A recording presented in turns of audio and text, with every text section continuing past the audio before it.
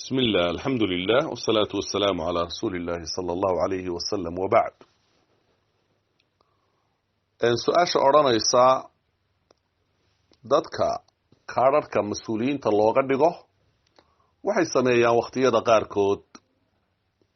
dadkii kaadhadhka lahaa intay ku diiwaan geliyaan inay kula heshiiyaan inay lacag ka siistaan oo masalan bilaha qaarna iyagu qaataan qaarna dadkii masaakiinta ku qornaa qaataan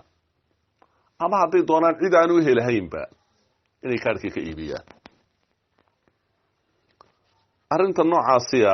inagoo ka jawaabayna waxa aynu tilmaamaynaa waxaa habboon qof kastoo muslim ahi inuu ogaado inuu yahay qof xil loo dirtay xilkaa loo dirtayna la weydiinayo kullukum raacin wa kullukum mas-uulun can raciyatihi xadiiska saxiixaynka mid kastoo idinka mid ah waa mid wax loo dirtay wixii loo dirtayna waa la weydiinaya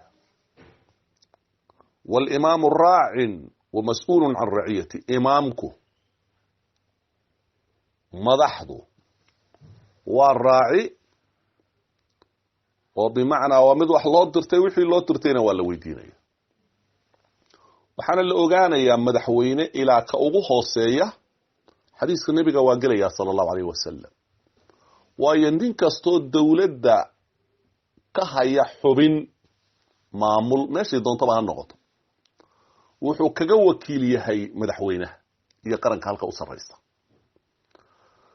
marka ay sidaa tahay mas-uuliyadda xadiiska nebigu tilmaamaya waa taabanaysaa sideeday u taabanaysaa ahlulcilmiguna min baabi alqawaacid waxay yidhaahdaan tasarufu alimaam manuudun bilmaslaxa imaamka iyo mas-uulka dowladeed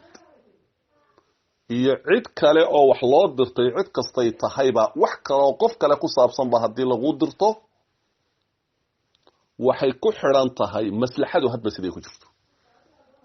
haddii sharciga islaamku kugu yidhaahdo labadaa shay adigu kala dooro markay naftaada ku saabsan tahay kaa doontaabaad qaadanaysaa iyadoo ay fiican tahay ka marba akhriya adduunba kuu sii hagaagsan inaad doorato misna ka kale haddaad dooratana kuma ceebaysnid mar haddii adiga laguyaa kala dooro laakiin haddii shay bulshada quseeya qof kalena allah ka dhiga lagugu yidhaahdo shaygaasi kala dooro ma dooran kartid sida hawadaadu doonayso waxaad dooranaysaa sida dantu ugu jirto qofkaa kale ee u fiican si aawadeed bay u yidhaahdeen tasarufu alimaam manuudun bilmaslaxa waxa loo yaqaano imaamka iyo mas-uulka dowladeed waxa uu ku xidhan yahay tasarufkiisu hadba sida maslaxadu keenayso maslaxadu ku xidhan yahay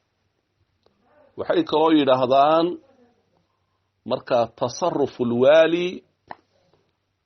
masalan tasarufka uu tasarufayo qofka mas-uulka ah ee waaliga waa ka tasarufi maali lyatiimi ama ka tasarufi waali lyatiim min maali waxayaan tasarufu lwaali cala alracya masalan tasarufka uu waaligu iyo ninka mas-uulka ahi ku tasarufayo madaxda darajadu doona ha noqdo raciyadiisa iyo dadkan la raacsaday waa ka tasarufi waali lyatiim sida tasarufka uu ku tasarufo mas-uulka agoonku min maali ay min maali lyatiim macnaa maalka agoonta ilahay maalka agoontana muxuu yihi walaa taqrabuu maala alyatiim ila bilati hiya axsan maalka agoonta ha ugu dhowaanina siday ka fiican tahay mooye si kale ha ugu dhowaanina marka xoolaha ummadda aada mas-uulka ka tahay xoolo agoomeed oo kale ka dhigan yihin waayo kuwa agoonaa wax ku leh kuwa waalan baa wax ku leh kuwa waxa weeye si badan u dhibaataysan baa wax ku leh marka xaquma laha qofka kaadhadhka loo soo dhiibay dad baahan loogu soo dhiibay inuu cadaaladda ka tago marnaba xaquma laha oo uu dulmi sameeyo inuu iibiyana maba iibin karo iska daa inuu iibiye xitaa kuwii ku haboonaayoo jooga kuwa laga habboon yahay inuu siiyo xaquma laha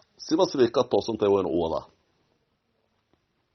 nebiguna sala allahu alayh wasalam cidda ummadda xilkay u hayso siday tahay u gudan weyda ee ummadda ku dhibaataysa waa habaaray xadiiska muslimka saxiixa nabigu muxuu yiri sallallahu alayhi wasallam allahumma man waliya min amri ummati shay'an fashaqa alayhi fashquq alayhi allah ayow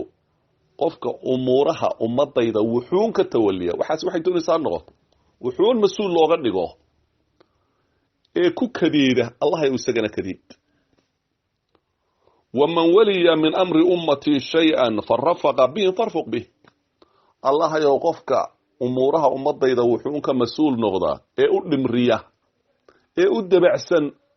الله يوسقنا أقدم ري أمورا أفضيدي مركا وحان قلطة لها أغنى النسيحين لها عدة ضدك أباها وحودا مسؤول لغا دقي كأغص الرئي يكوغوه سيبا إن إلهي كغبقان inay ogaadaan rabbi inay hortagayaan haday xilka gudan waayaana